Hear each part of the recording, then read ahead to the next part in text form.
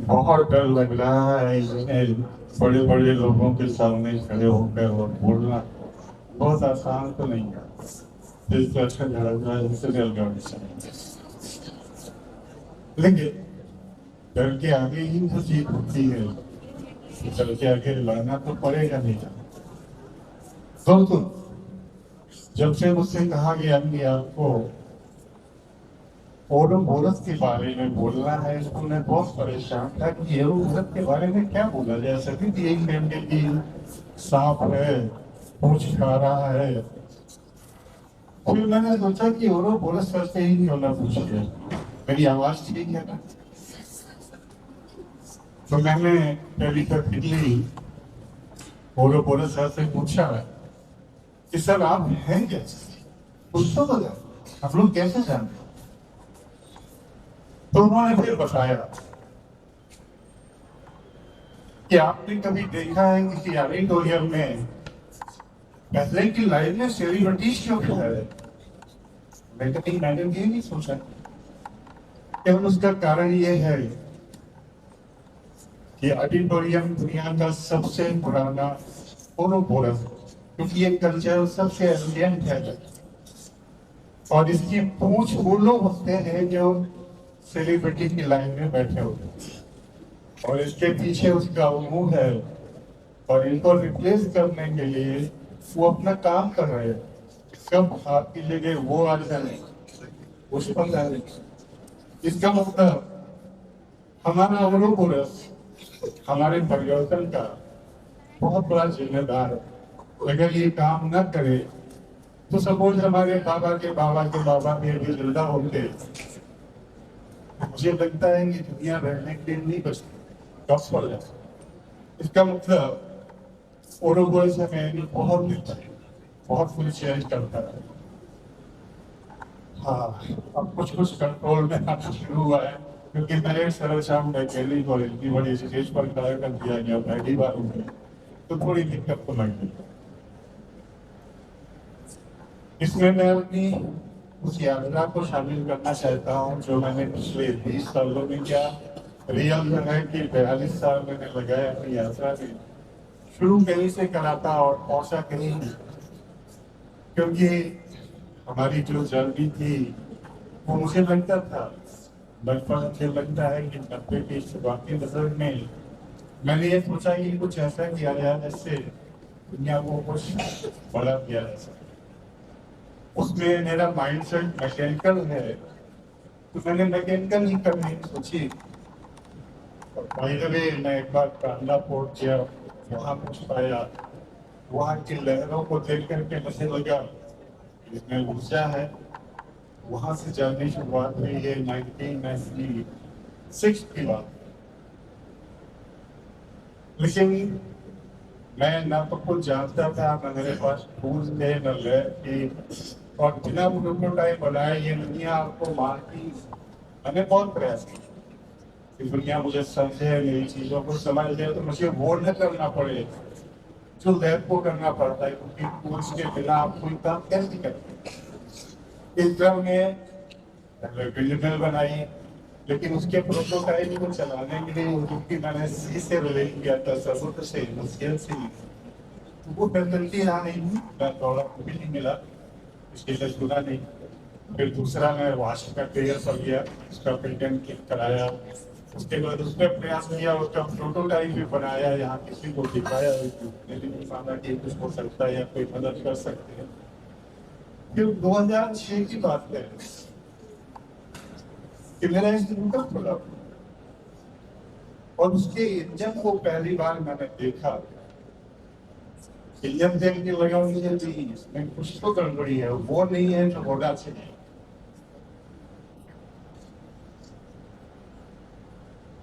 तो फिर मैंने उस पर काम करना शुरू किया। ये 2006 की बात है।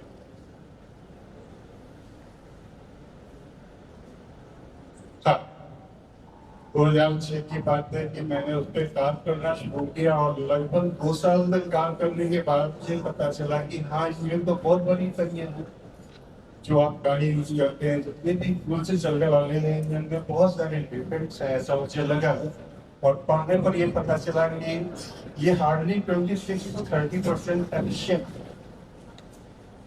फिर मैंने उस समय सोचा कि अगर इसे मैं किसी इंस्टीट्यूट को बता दूं तो बहुत आसानी से बना लेंगे, क्योंकि मेरे पास तो कोई टाइप है नहीं। तो मैं मुंबई के इंस्टीट्यूट में गया, वहाँ अपना प्रेजेंटेशन दिया। वहाँ पर यूके से कोई सज्जन थे, वो मुझे सुनने के लिए आए थे। उन्होंने कहा ये नहीं हो सकता, That is not possible। क्योंकि उसका एक कारण है। एफिशिएंसी को 1824 में कार्नाड साहब ने डिफाइन किया था कि efficiency is the difference of the temperature consume.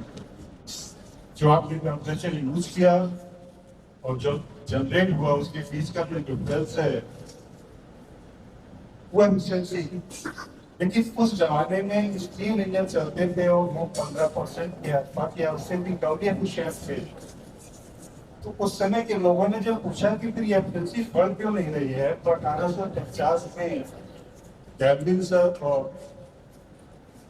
गाउसे sir ने इसमें एक फार्मूले में चीज बताई कि इसलिए नहीं बढ़ रही, क्योंकि फार्मूला था PCA.TS। उन्होंने कहा कि किसी एम्बिएंट टेम्परेचर, एम्बिएंट मतलब एटमॉस्फेयर का टेम्परेचर, और जब तक ये कम नहीं होगा, क्योंकि वर्ल्ड में माइनस करना है उतना, ये जब बहुत छोटा हो जाएगा तो फिर एफिशिएंसी बढ़ेगी। एक कवरेज मिल गया कि नहीं, ठीक है, एफिशिएंसी बढ़ ही नहीं सकती है। उसका बेनिफिट ये हुआ कि वो मेरे सबसे अच्छी फ्रेंड, उन्होंने इस चीज को बंद रखा कितने में कि आगे इसमें रिसर्च न की जाए, वरना ये दोबारा एम्बिएंट टेम्परेचर कम करना पड़ेगा। और प्रोसेस सर का मत है कि अगर एब्सोल्यूट जीरो मिल जाए तो एफिशिएंसी 100% हो सकती है, और absolute zero was not possible. That means there going out the different of the engineers और साइंटिस्ट टू द कंपल्सरी। फिर उसमें जब सबने मना भी कर दिया तमाम IIT और इंस्टीट्यूट, तो प्रोटोटाइप बनाने के लिए मैं यहाँ इलाहाबाद में मोतीलाल नेहरू इंजीनियरिंग कॉलेज में गया। और लगभग 6 महीने में रोज जाता। और एक प्रोफेसर ने मुझको बहुत कुछ इंजन की बारीकियाँ सिखाई, ये कैसे काम करता है, कैसे इसमें चेंजेस हो सकते हैं। मैंने अपना उन्हें बताया कि मैं यही करना चाहता हूँ, उन्होंने मदद की। मैंने पहला प्रोटोटाइप बनाया 2011, उसे लेकर के गया, तमाम लोगों को दिखाया कि मुझे कुछ अगर हो जाए, ऐसे हो जाए, मुझे और आगे में काम करना पड़ेगा।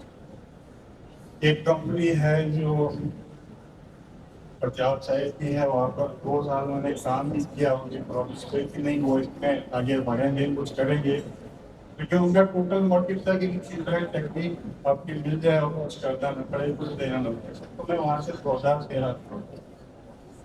फिर मैंने इसके लिए फंड्स ज़्यादा करने के रिसोर्सेज चाहिए, और लैब के लिए कुछ ना कुछ कोर्स चाहिए किससे कराना है, क्योंकि दुनिया में मुझे लगता है कि काफ़ी कठिन होती है इंजन की इंजीनियरिंग। इसमें बहुत फाइल चाहिए।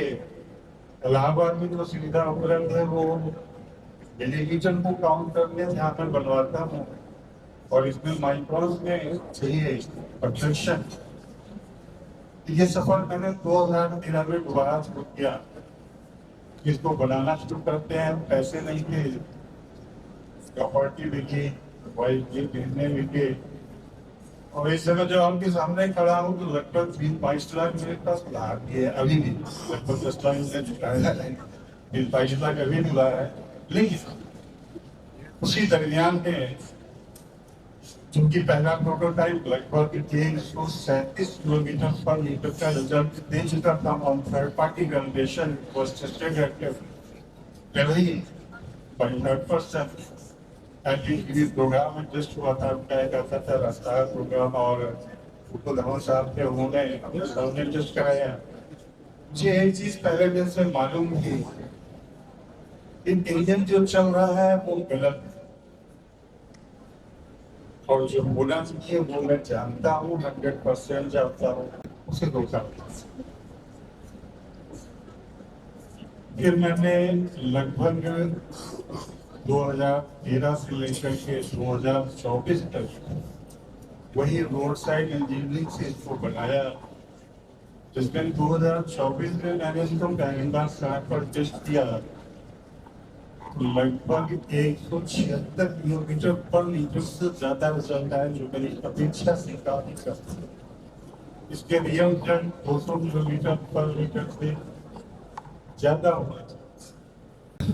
अगर ये 5 मिलियन बढ़ जाता है तो मुझे लगता है कि लगभग इसमें 200 और 250 के बीच में रिजल्ट आने चाहिए। क्योंकि आपने चीज देखी होगी, अगर आपसे पूछो लगभग सभी लोगों ने हैंडपंप देखा होगा।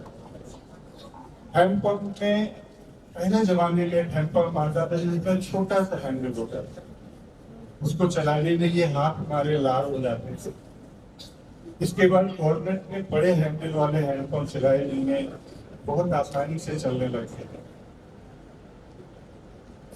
इंजन को जब मैंने देखा तो उसमें मुझे हैंडपंप वाली दिखाई दी थी। जब उसमें ताकत होती है तो उसमें हैंडल नहीं होता, ईडीसी कहते हैं उसे, टॉपलेट सिलेंडर पर जब उसमें ताकत लगभग 90-100% होती है तो उसका हैंडल जीरो होता है, सिर्फ handle. And where we get the maximum thrust or torque from the engine, that is 24-25 degrees, and at that point, their pressure is only 60% of the total pressure that was treated after combustion. That is the beginning. मैंने जो किया है उसको 4 stroke की जगह 6 stroke में बना दिया, और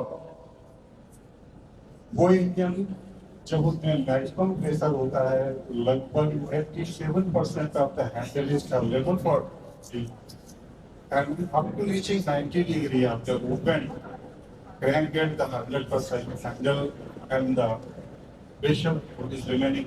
that means continuous support with the flywheel assembly. जब हम लगातार टॉर्क बड़ी मात्रा में पैदा करते हैं तो उसके परिणाम ज्यादा आते हैं। उसका भी एक छोटा सा एग्जाम्पल अगर आप लोग चाहें तो दें। एक कार को अगर आप लोगों की चलना बंद हो जाती है तो दूसरा देके स्टार्ट करनी पड़ती है। उस कार में अगर कल्पना के लिए करते हैं उसका हम फोटो नहीं ला पाए क्योंकि वो पॉसिबल नहीं था। उतने लोगों को धक्का दिलाना, उसमें 5 साल से लेकर के 25 साल के 85 साल के लोग धक्का दे रहे हैं, तो क्या होगा? You have to presume only that you will get my engine. जैसे ही गाड़ी आपकी चलना शुरू करेगी, स्टार्ट होने से पहले होगी, स्पीड बढ़ना शुरू करेगी, कुछ अच्छी स्पीड कम होगी, उससे मैच नहीं करेंगे, वो उससे विड्रॉ हो जाएंगे। जैसे 5 साल का बच्चा, 6 साल का बच्चा या 85 है, motivate battery but moving match with the speed of the that moving vehicle, he will have in the starting of that. Similarly, in the previous engine was using more 6 year 5 years children, और मेरे engine में 85 साल 25 साल 85 साल वाले और 5 साल वाले नहीं है। और जो 25 साल 20 साल 18 साल के यंग पीपल है वो उनको धक्का दे रहे हैं। इसका मतलब वो जल्दी स्टार्ट करा सकते हैं और देर तक स्टार्ट करा सकते हैं। ये वो डिफरेंस है जो इस टेक्नोलॉजी को आगे नहीं आने देते थे। और अगर 100 एनर्जी कंटेंट था तो उसमें से केवल वो 25-30 यूज कर रहे थे, अब वो लगभग 86% यूज करने लगे। तो I have trade at the moment only 70% plus, but the calculation says that it will be more than 86%, that means I will must be about. अब क्योंकि ऐसा हो रहा है, जो मुझे दिख रहा है कि पुराना इंजन फटेगा, नया इंजन रिप्लेस होगा। और अगर ऐसा होता है तो मैंने फिर बोलो सर से पूछा, सर अब फिर आप बताइए कि अगर ये सब होने वाला है, ये पुराने साल को जा रहे हैं, नए साल आ रहे हैं या आएंगे कुछ दिनों बाद, इसका क्या इलाज है? कोई मेमोरी कमजोर है तो मुझे उतना देखना पड़ता है कि आपने कैसा होगा। तो पुराने साहब का ये फोन आ गया, टेलीपैथिक था ये बिल्कुल पुराने वाला इंडियन को जाना पड़ेगा, इसका मतलब पूरा वहाँ भी काम कर रहा है। कुछ ऐसा ही गाना होगा कि तब का कोई होना काश कभी मेरा होता, तो मैं परिवर्तन की सरगम पर खुद को सोचा पाता।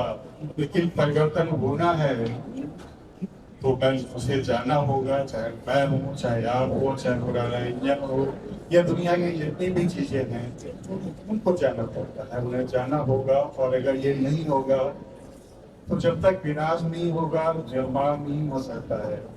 कल के स्टेज पर कैप्टन सर, काउंसलर सर या कोई और बैठे तो वो बहुत महान है, लेकिन उसकी छोटी सी हिस्से को ही काटा तो है, कोई और काटेगा जो दूसरे कल काटेगा। ओरोबोरस ये हाल या यूनिवर्स का जितना भी सिस्टम है सब ओरोबोरस की पड़ी बड़ा तारा है, वो भी कूड़ा होता है, उसे भी खाते, हमारी गैलेक्सी हमारा पूरा सबको खाएंगे। और आज नहीं तो कल सूरज की उम्र कहते हैं करोड़ों साल है, मच्छर की उम्र 15 भी है, हमारी उम्र 100 साल है, डाक की उम्र 20 साल है। इसके बाद जो नया आएगा वो मुंह होगा, इससे चला जाएगा वो कुछ होगी। इससे ज्यादा बोर करना आप लोगों को उचित नहीं रहेगा।